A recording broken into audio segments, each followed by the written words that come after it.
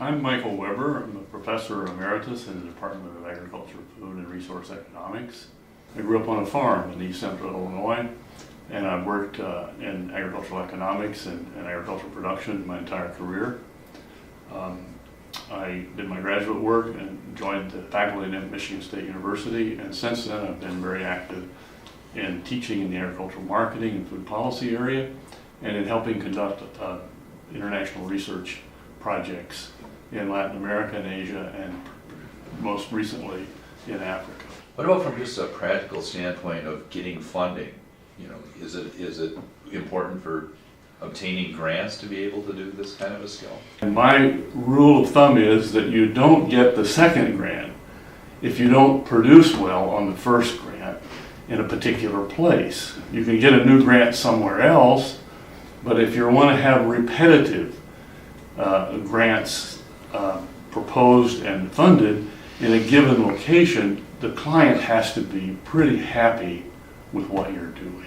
And articulating the results to Yes. that client is important to their happiness? Well, absolutely. I mean, from the outset, just to convince USAID missions around the world, and our funding primarily comes from missions, although we get some funding from Aid Washington, but that's really just an ability to then go to a mission or a country and talk with them and see what their problem is, see if our skills and our interests can match with that problem, and then convince them to fund us.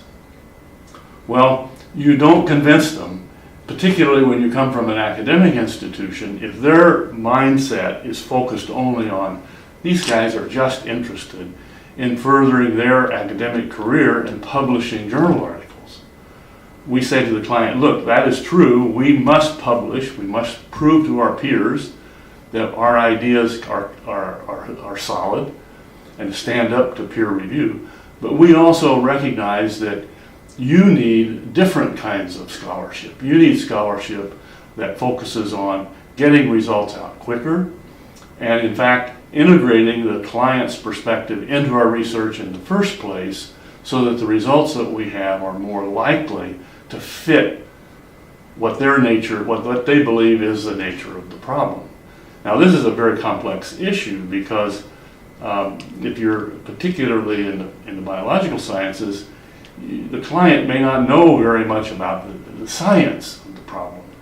So you don't want to ask the client about the science, but you need to ask the client about the context of the science. What is it that you're really trying to do and achieve? And in the social science and policy area, there are no simple solutions in the world. Your solution, your ideas, your research has to fit into a matrix of perceptions that policymaker has as to what will work. What would you tell a young researcher starting out on their career why it's important to be able to do this? I believe in the long run this is important because it really affects your survival and it affects the survival of the unit you're working with, because we can no longer solely rely on public funding for the entirety of our program. We have to go out and compete for grants and projects.